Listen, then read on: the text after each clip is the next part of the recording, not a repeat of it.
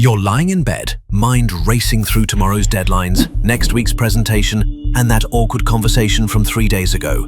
Your heart is pounding, your jaw is clenched, and sleep feels impossible. Meanwhile, in a monastery thousands of miles away, a monk sits in complete stillness. His breathing is steady, his mind clear, facing the same fundamental human challenges we all do: uncertainty, loss, conflict. Yet his nervous system remains as calm as a mountain lake. What's the difference? Why are 3/4 of people worldwide stressed out by work, while monks who own nothing and face real hardships maintain an inner peace that seems almost supernatural? Modern neuroscience has finally cracked the code. Using brain scans, researchers discovered that monks' brains are literally wired differently. Their amygdala, your brain's alarm system, is smaller and less reactive. Their prefrontal cortex, the area responsible for emotional regulation, is thicker and more active. But the discovery gets even more fascinating. These changes didn't happen by accident. They're the result of specific practices that you can steal without moving to a monastery or shaving your head. Today, we're going to reverse engineer ancient wisdom with cutting-edge science to understand exactly why monks stay calm while modern people burn out, and how you can rewire your own brain for unshakable peace. Let's start with the brutal truth about our current situation. We're living through the greatest stress epidemic in human history. The numbers are staggering. 82% of employees reported burnout in 2025. Workplace stress costs the global economy hundreds of billions of dollars annually. Gen Z and millennials are hitting peak burnout at age 25, 17 years earlier than previous generations. But what's really happening inside your stressed-out brain? When you're overwhelmed, your amygdala, a walnut-sized structure deep in your brain, goes into overdrive. It's designed to detect threats and trigger your fight-or-flight response. The problem? Your amygdala can't tell the difference between a charging tiger and a nasty email from your boss. So every notification, every deadline, every social media comparison triggers the same biological alarm. Your body floods with stress hormones like cortisol and adrenaline. Your heart rate spikes, your muscles tense, your rational thinking shuts down. This might be fine if it happened occasionally, but for most of us, this stress response is running 24/7. We're essentially living in a permanent state of emergency. The situation gets worse. Chronic stress literally changes your brain structure. It shrinks the prefrontal cortex, your brain's CEO, making it harder to regulate emotions and make rational decisions. Meanwhile, it enlarges the amygdala, making you even more reactive to stress. It's a vicious cycle. The more stressed you become, the more your brain adapts to expect stress, creating even more stress.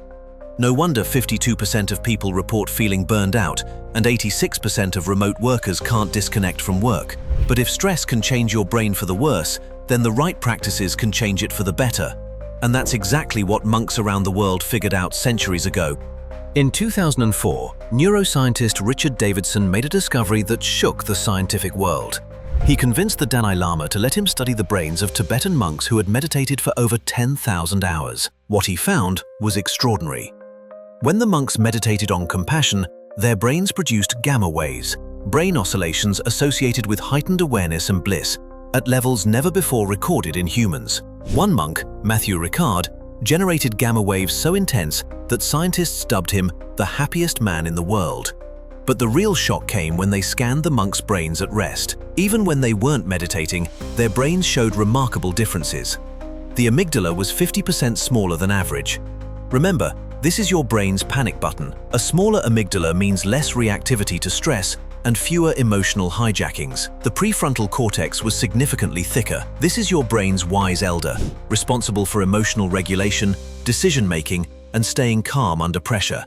The default mode network was quieter. This is the brain network responsible for mind-wandering, rumination, and that constant mental chatter that keeps you up at night. As Thich Nhat Hanh, the Vietnamese monk who passed away in 2022, beautifully put it, "Feelings come and go like clouds in a windy sky. Conscious breathing is my anchor." This wasn't just poetry, it was neuroscience. The monks had literally rewired their brains to remain anchored in calm, regardless of the emotional storms around them. But here's the crucial question. Is this just the result of spending decades in a monastery, or can regular people achieve similar results? Harvard neuroscientist Sarah Lazar decided to find out. She took people who had never meditated before and put them through an 8-week mindfulness program. The participants meditated an average of just 27 minutes per day. The results were stunning. After only 8 weeks, brain scans showed increased gray matter in the hippocampus, which is crucial for learning and memory.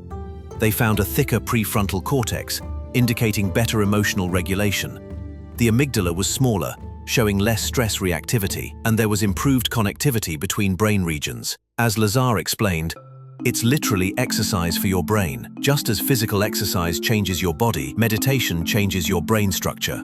But why do these changes happen? The secret lies in understanding what monks do differently than the rest of us. When you strip away the robes and rituals, monks follow a surprisingly simple formula that modern neuroscience has proven to be optimal for mental well-being. While we're drowning in information overload, checking emails 81 times per day, and switching between tasks every 11 minutes, monks practice what they call one-pointed attention. Whether they're meditating, eating, or sweeping, they do one thing at a time with complete presence. Research shows that multitasking increases cortisol levels by 25%. Every time you switch tasks, your brain has to reorient itself, burning glucose and creating stress. Monks avoid this entirely by training their attention like a laser beam. Modern anxiety often stems from trying to control the uncontrollable. We stress about the future, ruminate about the past, and exhaust ourselves fighting reality. Monks around the world do the opposite. Thich Nhat Hanh taught, people have a hard time letting go of their suffering. Out of a fear of the unknown, they prefer suffering that is familiar. This acceptance isn't passive resignation, it's active wisdom. By accepting that everything changes, monks free their minds from the futile struggle against impermanence. This mental flexibility keeps their nervous systems calm, even during difficulties. The third secret. They regulate their information diet. While we consume 34 gigabytes of information daily, equivalent to reading 174 newspapers, monks carefully curate what enters their consciousness. They understand that mental inputs directly affect mental states. As Thich Nhat Hanh warned, we must be careful not to consume toxins through our eyes and ears. Monks limit exposure to violence, negativity, and mental junk food, just as they're careful about what they eat. The fourth secret.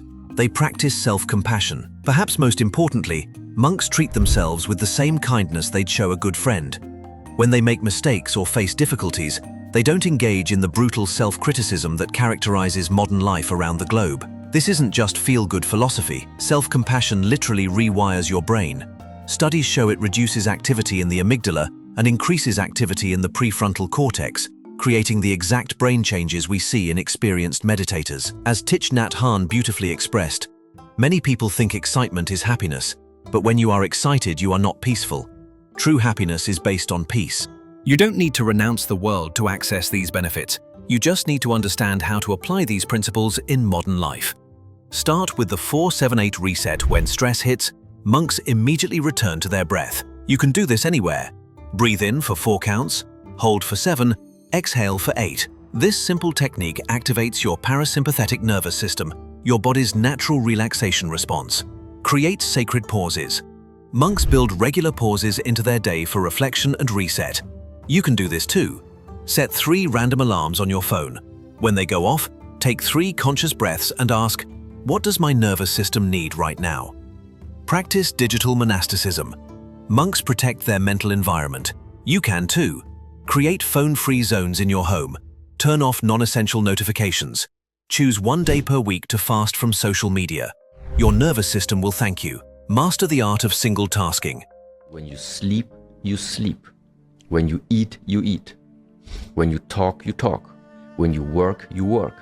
When you're with people, be fully present. This isn't about perfection, it's about training your attention muscle through repeated practice. Cultivate self-compassion. When you mess up, and you will, speak to yourself like you would a beloved friend. Research shows this simple shift can reduce stress hormones by 23% and increase emotional resilience. Thich Nhat Hanh said, breathing in, I calm body and mind. Breathing out, I smile. Dwelling in the present moment, I know this is the only moment. This isn't just a beautiful saying, it's a neuroscientific intervention that can literally rewire your brain for calm. The monks figured out something profound. External peace begins with internal peace. You can't control the chaos around you, but you can absolutely control how you respond to it. Start with just 10 minutes a day. Choose one of these practices and commit to it for the next week. Your future self, the one with the monk-like calm and unshakable peace, is waiting for you to begin. As Thich Nhat Hanh reminds us, the present moment is filled with joy and happiness. If you are attentive, you will see it. The question isn't whether you have time for inner peace. The question is, can you afford not to make time for it?